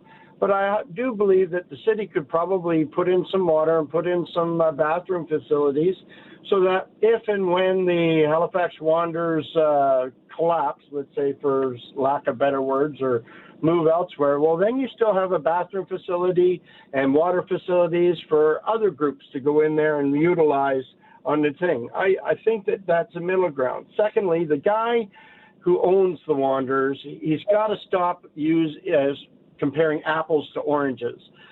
Having a 25,000 seat stadium is a provincial thing. That's not a downtown Halifax thing. We all know that. Okay. Secondly, you can't compare it to the. Wait a minute, Fred. He's not looking for 25,000 seats. He's looking for much less than that. But what he's saying is move into the 25,000 seat and play his games there is what he doesn't want to do. I know that. And the Wanderers basically facilitates the downtown core and the peninsula. It doesn't really facilitate anybody else in the province for the most part. Okay, it's 6,000 to 8,000 mats that you can facilitate your personnel there. Right. So 25,000 seating would be somewhere else. He could keep the pop-up stadium. He's not going to move anywhere. He's making money. Okay, he wouldn't be there 7 years if he wasn't. Yeah. So you leave the pop-up stadium, you give him the bathroom facilities that he's looking at, you still go for the 25,000 seat stadium elsewhere, and stop comparing it to the Metro Center, because the Metro Center's got more teams in there and more functions in there than you can shake a stick. In the Wanderers grounds, they have two things, a male and a female soccer team. Yeah, that's for now, right? That's for now, but potentially they could add things to it, I suppose, right, Fred? I don't know. Well, they don't want the rugby players on it because it spoils the grass. They don't want anybody else on it. Football. I'm pretty sure rugby's held at the Wanderers grounds quite regularly. I'm quite certain that it already is. Yeah, but not on the season when they're playing. Well, I don't know about that, but I'm not sure. I don't know. Anyway, that's my thought. Okay, Fred. All right. Okay, take care. Thanks for the call. Greg, hello. How you doing, Todd? Well, you? Good. I think it's a good idea. I really do. I think, it's going to bring more things to the downtown. I mean, in COVID, how many restaurants and business went under because of that? So this is going to help. But I think it's a very good idea. People are going to come down to downtown, shop, go to restaurants and everything, and it's going to help the business out there. And I think it's a good idea. But again, it comes down to who's going to pay for what, what's going to pay for what. I think if you want to make some money, you got to spend money, so to speak. And I think it's a good idea. It might be a very good idea to do that. You'll have the Metro Center, you'll have that, you'll have a few other things. And before you know it, the downtown can be rejuvenated. And I think that's a good idea. That's my opinion. Okay, pal. Take care. Thanks for the call. And let's talk to John. Hello, John. Hi, how you doing, Todd? I'm well, you? Good. I just want to make a couple points about the Wanderers grounds. I don't think it's the appropriate location for it. A better location would be to partner up with SMU. They've already held CFL games there. I believe they put in temporary seating for up to 20,000 people. They could do some work to put in a more permanent facility, and then people could still walk downtown. Like, one of the issues that they've raised about this is that, it supports a downtown business. It's very walkable from SMU to get down there. It's on major bus routes, so I think that's a more appropriate location. The other thing that hasn't really been raised, from what I've heard, is that I know that Mr. Martin's talked about signing like a long-term lease, but what they're paying isn't really covering the costs of what they're currently doing at the Wanderers grounds. I looked into it a couple of years ago, and they were only paying about $1,250 a day in rent to use that surface, and they were pretty much the only ones that were using it. So they're playing, I think, about 14 home games a year, so that's under $20,000 a year of revenue that's going to the city. I guarantee you, with a field like that, it's costing a lot more than that just to maintain the field, basically for their exclusive use. There are a few other people using it every once in a while, but it's pretty much locked up all the time. So I don't think it's the appropriate place. I don't think they're paying the appropriate amount to be able to lock it up and, the rest of the population not being able to use it. So I think the SU is a sort of a better location to look at for something on a more permanent basis. And then it would help with the CFL teams coming here. Okay, John, appreciate your comments. Thanks so much. Thanks. All right, take care. Thanks, everybody, for your comments. We appreciate it. We'll open the phone lines again tomorrow between 11 and 12. Nova Scotia psychologist advocates for a full cell phone ban in schools. We'll chat with Dr. Simon Cherry when we come back.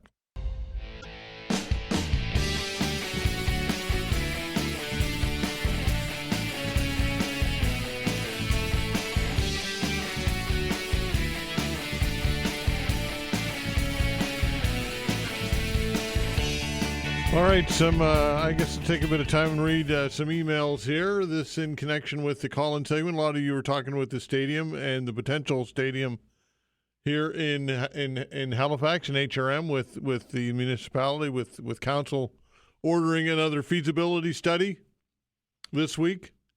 And lots of debate. We had Derek Martin on the show earlier, of course, owner of the Halifax Wanderers, which would be is the principal tenant now at the facility. And Derek Martin expressed some frustration, actually, concerning this whole process, saying that, look, at some point they need to upgrade what they've got or they will simply potentially move on. Said that it's not as though they're going to play there indefinitely under the current circumstances, which don't provide amenities such as bathrooms and running water on site.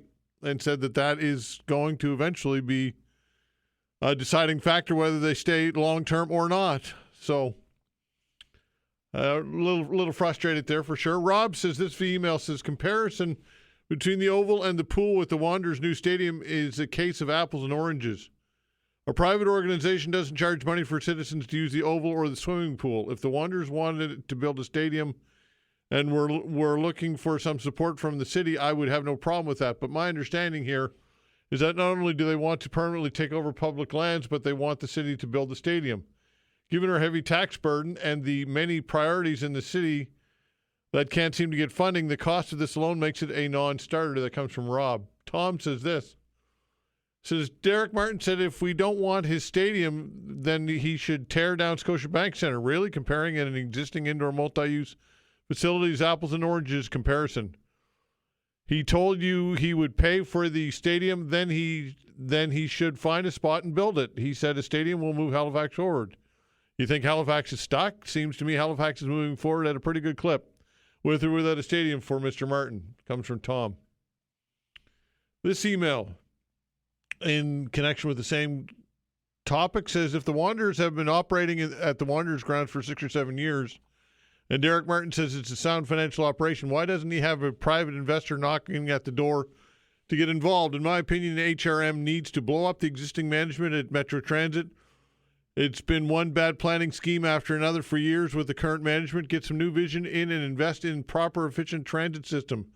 A proper transit system is key to moving people around HRM in various venues and events. Comes from Sean. Don says this via email, says there are more than 1,250 cities across the globe bigger than Halifax. Halifax is simply unable, by its small population, to be world class. We'll all be a lot better off when our leaders expel that idea out of our minds. We should just do the best we can with what we've got. There's nothing embarrassing about that.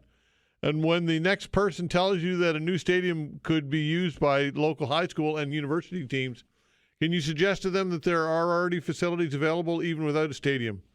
And it wouldn't make sense. For example, if an amateur team uses it, then they'll be playing for 10,000 empty seats instead of 500 empty seats. That's the only difference. Comes from Dawn. Wayne says this via email, says, I truly believe that spending $100 million on a stadium is preferential to spending $100 million on bike lanes. I believe the stadium would be used by more of the populace from the entire HRM than bike lanes would. Bike lanes only service a small percentage of urban dwellers. Lee says this via email, says if they build the stadium, they should put a $5 surcharge on every hotel room sold until the stadium was paid for. I've seen other cities do exactly that. Removing the tax cap on $1 million homes could also help pay the bill. Regular middle-class folks cannot afford any more vanity projects paid by property taxes. The soccer league is on very shaky legs, and the stadium would be a big white elephant if the league folded. Bike lanes or stadium, we certainly can't afford both. This email from Tyler says, I would like a stadium, but not just for the Wanderers, and also not on the Commons. Rob says this via email, says, given the level of traffic congestion on the peninsula, it's totally irresponsible for HRM Council to approve a permanent stadium there. I'm assuming the arguments for this choice include the walkable access for peninsula residents or the economic support for downtown businesses. But this just highlights their urban bias. Why not place it off the peninsula and provide economic development for Dartmouth or Lower Sackville, for example? And I think that's all the emails that I received on this, but quite a few, folks, quite a few emails on this, as you might imagine. And because it's a hot button issue, and it always has been. And look, I just think that perhaps the Wanderers might have missed their window. I think that take away the pandemic and all the challenges that brought forward, and perhaps the appetite was there at one point in the city for a stadium. And look, I'm not saying it's not, but I think it's a tougher sell now than it was, is my point. I think probably before the pandemic, 2019, 2018, things were probably on target. I think that council would have probably approved a stadium, and perhaps it would have come to fruition. But I think that the pandemic changed a lot. People are dealing with sky-high inflation and still not been able to absorb the cost of inflation. Wages have stagnated, and there's lots of challenges going on with housing and homelessness and encampments. These are all things that we didn't see well, they were here, but we didn't see them to the degree that they are. And I think that the political climate has changed quite a bit. And I think that for that, it's a tougher sell for sure, I would say. I would dare say. Gary says this via email. Gary gave us a call as well. Said, despite what Derek Martin says, stadiums continue to be net losers, and bars around stadiums are the only benefactors on game day. $300 million, too much taxpayer money for people. Please go somewhere else. And says patients and visitors have to compete for parking and too much traffic congestion next to the hospital. That's also a complaint that some people have is parking in that area. By the way, if you want to send me emails, please do so at todd.vino@rci.rogers.com. That's the way to reach us. Again, todd.vino@rci.rogers.com. Always read all your emails. Don't always respond to all of them simply because of time. I'm inundated, and I'm not complaining. That's great. I love getting emails, but I do read them all. I honestly do, and I respond to as many as I can as time allows in my day. Again, todd.vino@rci.rogers.com. That is the way to get a hold of me via email. Canada's Foreign Affairs Minister will have her first official meeting with U.S. Secretary of State Marco Rubio in Washington today. Anita Anand's visit to the U.S. Capitol comes amid ongoing tensions in the bilateral relationship. U.S. President Donald Trump recently boosted duties on Canada to 35% on some goods. Canada is also being hammered by tariffs on steel, aluminum, copper, and autos.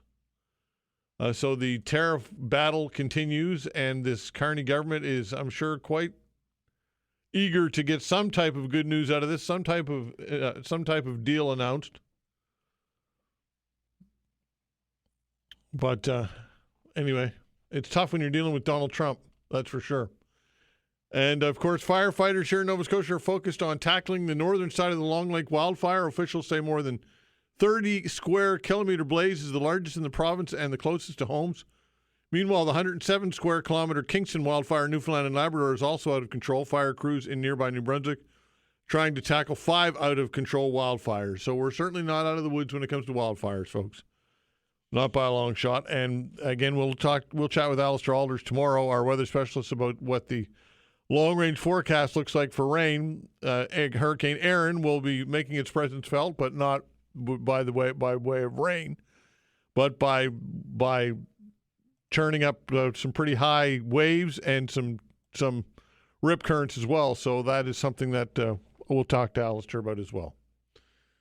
Have you recently received a text from an unknown number? Here's how to tell if it's a scam. We'll get to this when we come back. Thanks.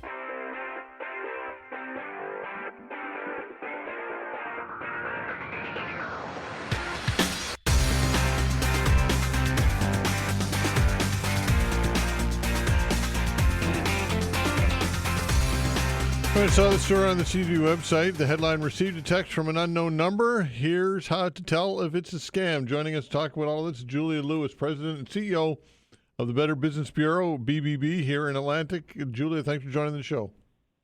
Oh, thanks for having me. All right. So what are some, I guess, how prolific, how many of these types of scams are there? Too many to mention, unfortunately, eh?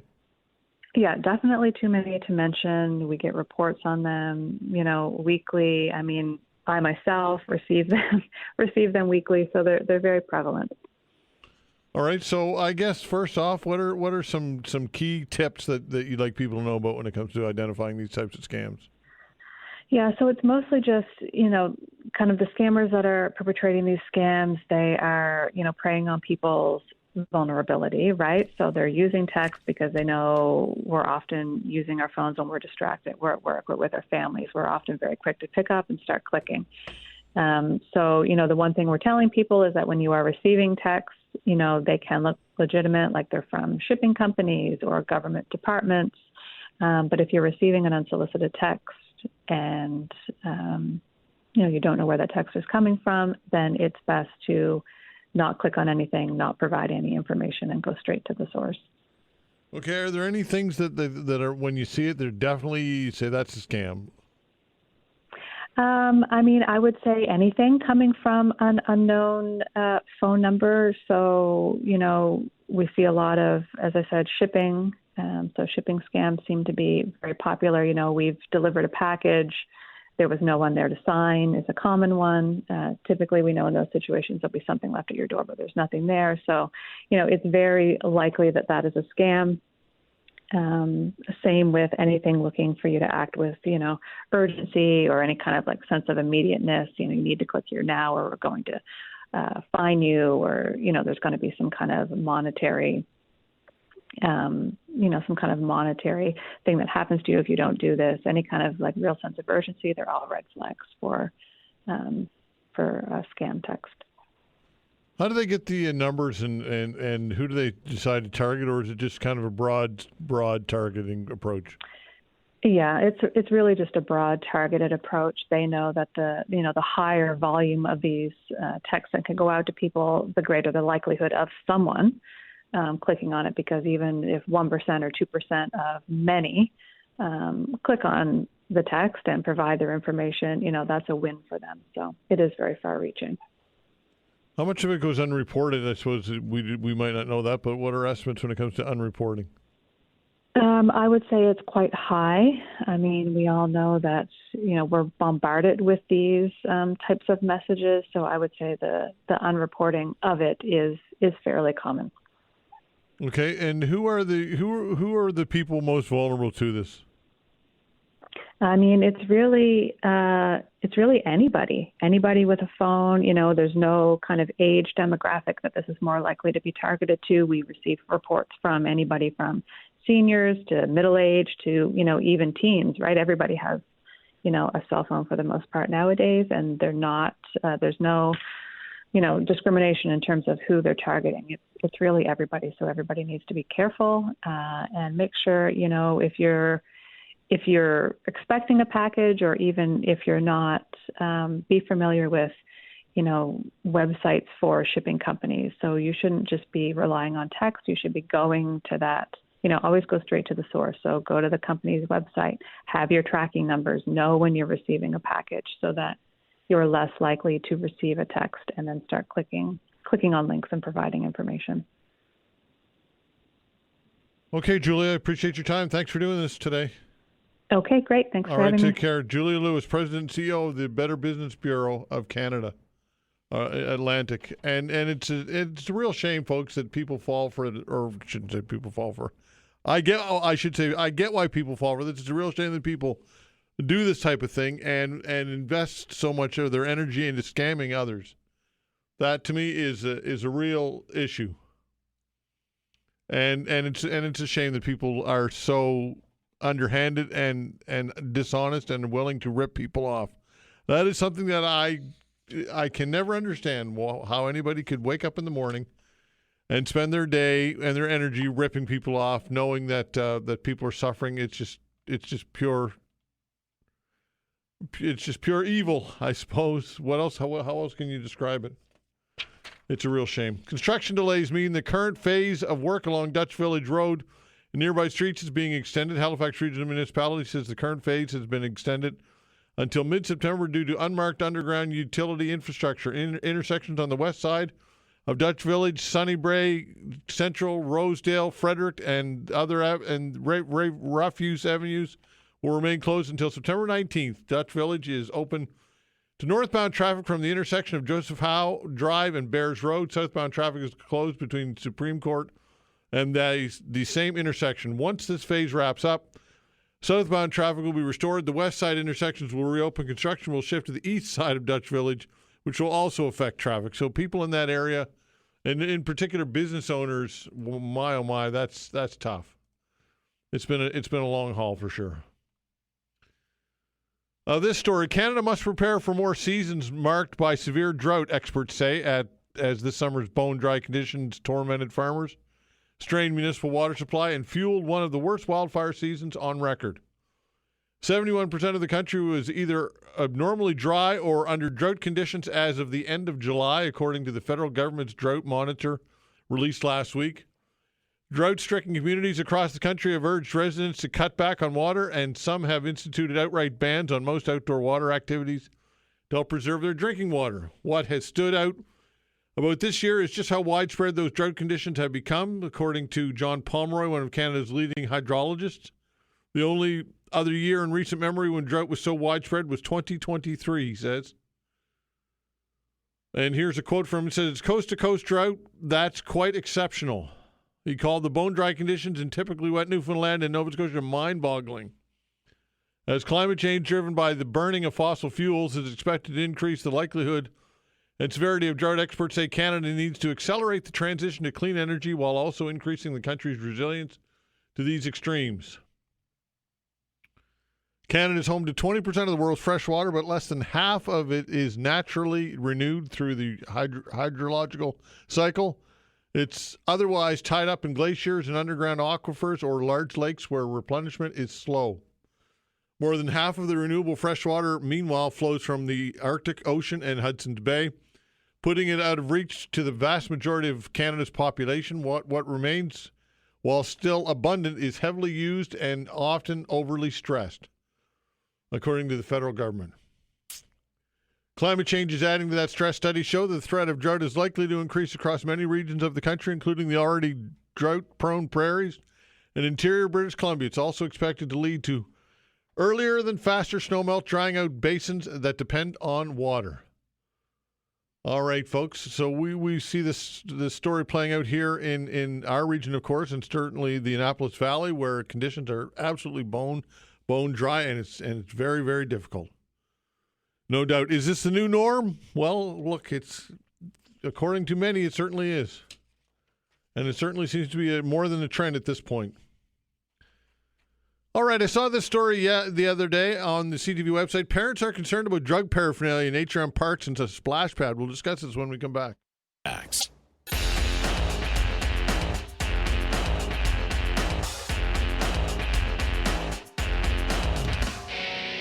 All right, joining us is Tim Rissesco, Executive Director, Downtown Dartmouth Business Commission, VP, Downtown Atlantic Canada. Tim, thanks for joining the show. We appreciate your time.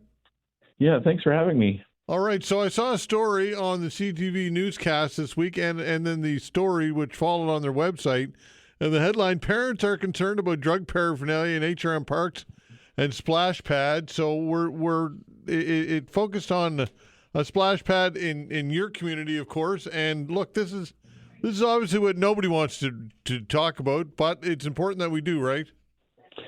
Exactly, yes. We need to talk about these sorts of things and make sure that everybody can be good neighbors to one another. We can enjoy our parks and our communities. Okay, well, can you tell us about which park we're discussing specifically here? Yeah, so it's the Dartmouth Common and particularly what they call the recreation campus just across from the Sportsplex on Wise Road. We have a skateboard park, playground, tennis courts, basketball courts, and a fairly new splash pad that, boy, oh boy, young families wanted to use that this summer, but they haven't been able to freely. Okay, so how bad is the problem? What are you hearing? What I'm hearing is young parents aren't feeling comfortable taking their kids up to the splash pad because of needles and other drug paraphernalia that's been found on the ground around the splash pad. Now, I know that the folks at the neighboring shelter and Mainline and HRM are doing their best to keep the area clean of this, but it's a problem that has persisted all summer. What can be done about it? I think we need to find better supports for people that are dealing with drug addiction. They need better housing. We can't congregate them all into one area or one housing shelter. I think we need better supports, better housing for them all over the municipality. They're vulnerable folks themselves, and they're falling victim to their addictions, and then they're spilling out into parks, and that's what we're seeing in this little corner of Dartmouth at this point in time. How difficult is this for the business community? How much impact should I ask does this have on the business community?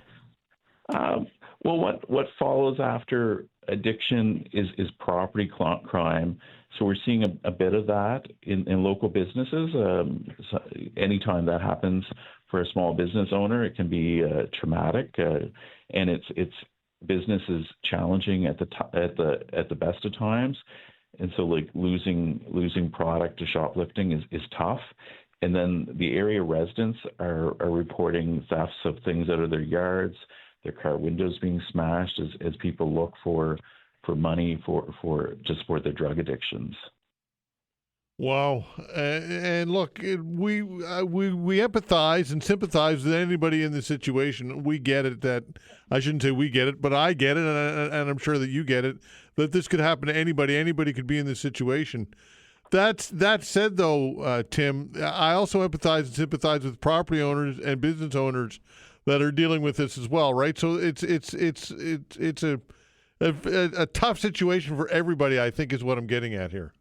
Exactly, and that's what I'm saying, and that's what the local residents that have reached out to me are saying. They want to be good neighbors. They want to be able to welcome everybody to their community, but they also want to be able to enjoy the community themselves. That splash pad in particular was a community group that raised the funds to put that there, before COVID, and so it's only a few years old, and now to not be able to benefit from the fruits of their labor is a tough one. All right, what's the municipal councillor saying? What are you hearing from politicians here about this?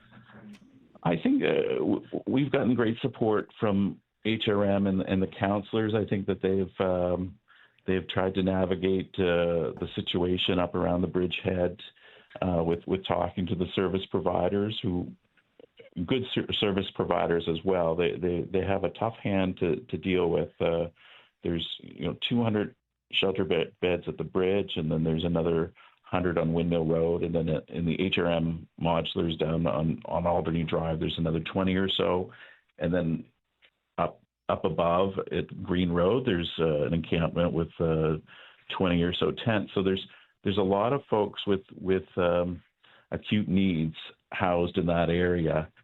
And I think what we need is better supports for them and better supports for the neighborhood, whether that's increased park maintenance or policing. That would be an immediate solution. But the longer term solution is better housing for people, better mental health support for people, and help for people facing drug addiction.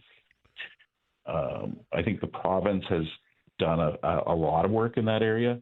HRM has done an incredible amount of work in that area as well. It's just we need more work done to help people so that we can have safe and viable communities all over HRM and all over Nova Scotia. Yeah, for sure. But obviously the problem, it appears to be growing though, right? I would dare say that despite those efforts, it seems to me that the problem is getting bigger. What's your take on that? I think so too. I mean, as people get feeling less secure with their own economic status and their own well-being, housing is becoming more expensive. The problem is growing. I think one of the fundamental things is to provide affordable housing for everybody, so that you or I don't find ourselves homeless, and nor our brothers or sisters. Because I think that's the beginning of the spiral down into being in need of mental health. I mean, anybody can have mental health issues, housed or unhoused, but it's pretty hard to guard your mental health when you do become unhoused. So in my mind, I think we need much, much more support from all levels of government around housing. Yeah, for sure. So when it comes to, I suppose, in the short term, what's your message to people who are staying away from downtown or who have kind of given up and avoided, like a lot of people, like the story talked about, parents are concerned about the paraphernalia and have avoided this area, and that's unfortunate, right? So what advice do you give to people who have made that decision to just simply kind of throw their tent in and give up? What we're experiencing this summer in downtown Dartmouth is a relatively low crime rate. I'd encourage people to come out, be mindful of their situation wherever they're going, like whatever downtowns or neighborhoods you're going into. I think Halifax overall is beginning to experience big city problems. We have to be watchful of our kids. If we see things like needles, we can call the main line and they'll come do a sweep, or simply 311, and report any and all crime to the non-emergency line with the Halifax Regional Police. That data helps determine where they put their resources. Sometimes people give up on reporting when their car has been rummaged through, but that information is good data for the police to have as they deploy their resources across the city. Okay, Tim, listen, I appreciate your time. Thanks for doing this today. Thanks so much, Todd. Take care. Have All a right, good weekend. take care. You got Tim Rissesco, Executive Director of the Downtown Dartmouth Business Commission. And again, he mentioned kind of big city problems in what we used to consider kind of a small city vibe, but it's true. And I can see why people would be extremely frustrated by this, folks, and concerned about it. I mean, nobody wants to drug paraphernalia in public areas, but it's becoming all too common. And again, this story here, the municipality says there's a connection here. People living in an encampment in Cogswell Park have until September 21st to leave the site. Halifax City say the encampment is being de-designated because of its proximity to a new adult care facility now open at the corner of Roby and Quinpool. Cogswell Park was one of 9 sites the municipality chose to designate as tenting locations last year as the city grapples with an increasing number of unhoused people. The other locations include Bears Road, Windsor Street Park, By High Park, Chain Lake Park, Glebe Street Park, Halifax Common Berm, and Point Pleasant Park on the peninsula. What happens now, folks, to the people who are in this encampment who are going to leave this encampment? They're going to go somewhere else, right? That's generally how this works. So what are long-term solutions? Well, we talked about a lot of this, and Tim got into it as well. Look, and we've had countless conversations on this show and in the public in general. That housing and how do we get that, and how do you provide housing? And some people don't want to leave encampments. We talked about that earlier in the week as well. Some people are more comfortable, and they're more content to be unhoused. I know for most of you listening out there that doesn't make any sense. But the lived experience that somebody has compared to living in that environment as opposed to being in a shelter of some sort, well, they say that they're better off living outside. So how do you deal with these issues and these challenges long term? It's very difficult, and that is that is why they don't get dealt with, because they're very difficult to tackle. So, yeah, it's tough. It's really tough, folks. I get why people are frustrated, why parents and people want to use the splash pad, which is a beautiful facility. It's been a very hot summer, but people are staying away because of these needles and drug paraphernalia laying all over the place. It's a dangerous situation, and I get why people are frustrated. I honestly do. The 16th edition of the Halifax Urban Folk Festival. We'll talk about this when we come back. Facts.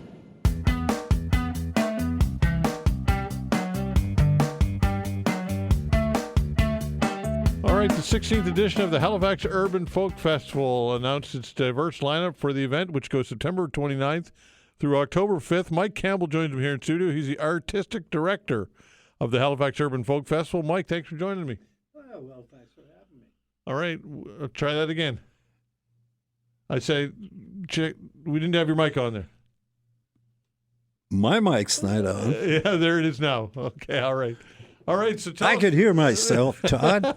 For God's sake. All right, so tell us about the Halifax Urban Folk. 16 years. That's a long time, eh? It is, and sometimes I have to stop myself and think 16 years is a long, long time, because it started out as a pipe dream I had years ago before I even opened the Carlton, where I was trying to find something. You know, people always think, when they think of Atlantic Canada and Halifax in particular, for some strange reason, the only images you get nationally are fishing boats and lighthouses and the Citadel. Yeah, you know, stereotypical stuff. And I know a lot of people across the country really have no idea that Halifax is actually a big city, and there's lots of cool stuff happening, and it's an urban center. And if we have one thing that sets us apart from the stereotypical images I just talked about, It's our songwriting talent. So I came up with an idea of doing a festival that focused on songwriters, songs they write, stories about the songs, and thought we could probably make a festival out of that. And that was sort of the genesis of the idea. Yeah, and in the past, along the way, you've had some pretty big headliners and some pretty big contributors, right? Well, the thing about it is that, as I'm sure you know and all your listeners know, over the years, people have stopped touring here, especially bands, because it's just too expensive and the return on investment is just not there. You could lose lots of money. So my big idea was I'll just try and convince the main people in the band, the songwriters, the singers, to come up by themselves, because I could afford to fly one person in. But as much as I like a guy with a guitar or a girl with a guitar or a woman with a guitar singing an acoustic version of a rock song, I'm at heart a rock guy. So I want to hear the full experience. So I drew on what I was discussing earlier, the raft of musical talent we have here. So I would fly in the leader of the band and then put together a band of locals to learn their songs so that we could get the full electric experience. And that turned out to be, well, I wouldn't have called it a stroke of genius, but more like necessity is the mother of invention, And the artists have to take a leap of faith because they're playing with people they've never met before. So they have to trust me to put together the talent that'll do their songs justice.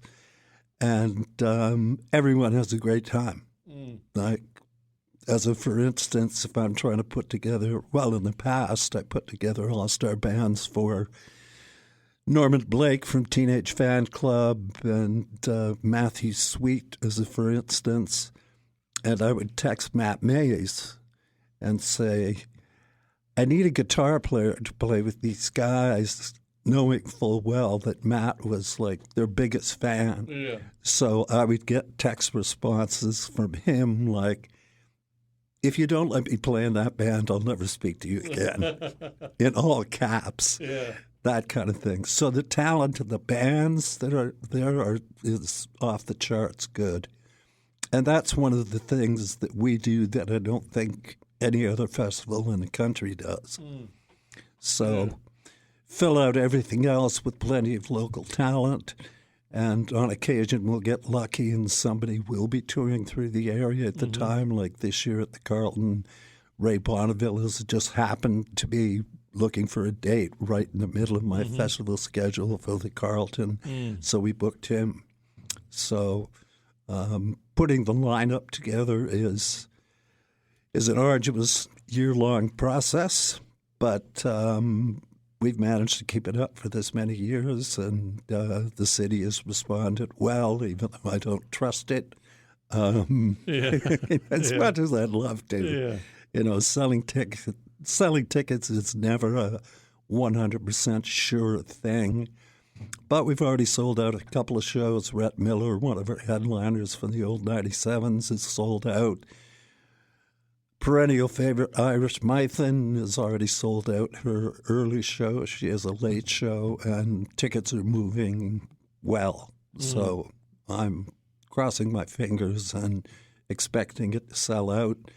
And we also have shows happening at the Seahorse Tavern and the basement as well. Rockier kind of stuff. But, I'm happy.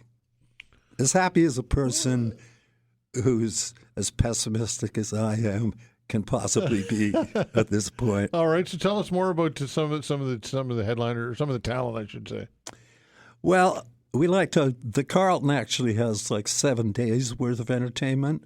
The Seahorse is going to have 2. The basement's going to have 1. I like to start off early in the week because shows can start early So at the Carlton on a Monday, we've got songwriters circles on Monday and Tuesday. Mm-hmm. So Monday it's anchored by Dave Sampson and I can't remember who else. Oh, Mo Kenny is playing with him as well. The Tuesday night show is kind of a blues-oriented thing. So I have Charlie Acord headlining that. Nice. And I can never remember how to pronounce the name, but Mose, M-O-C-E, from Prince Edward Island, who won the Memphis Blues Challenge this year, who's got a voice as big as Matt Anderson's. She's spectacular. And the third on that bill is Logan Richard, who's a well-known player from PEI as well, great blues player. Ray Bonneville is playing on Wednesday with Jeff Arsenault. And on Thursday, as I mentioned, Irish Mythe, 2 shows. And then Asanabi, the 2-time Juno Award winner, will be playing with an opening songwriters circle that will include Rhett Miller. And then Brent Miller and the Halifax All-Stars on the Saturday night with an opening songwriters circle that will include Asanabi, our other headliner. And then on Sunday, we wrap the whole thing up at the Carlton with a youth songwriter showcase where there's anywhere from 10 to 14 songwriters under the age of 18 who get up on a professional stage for the first time and expose themselves because they're kids writing songs that come from the heart. Wow. Fantastic. All right, if people want to know more, they can check it all out online. They can get all the details, direct people where they can get all the details, tickets and all that stuff. Yeah, well, tickets are available. The Carlton shows are available through the Carlton, but tickets for everything are available through the website for the festival, halifaxurbanfolkfestival.com. Mike, it sounds like a fantastic event, and I wish you the very best, pal. Thanks a lot, Todd. I appreciate the time. All right, thanks for coming in. That's Mike Campbell, Artistic Director with the Halifax Urban Folk Festival, 16th edition. Fantastic stuff.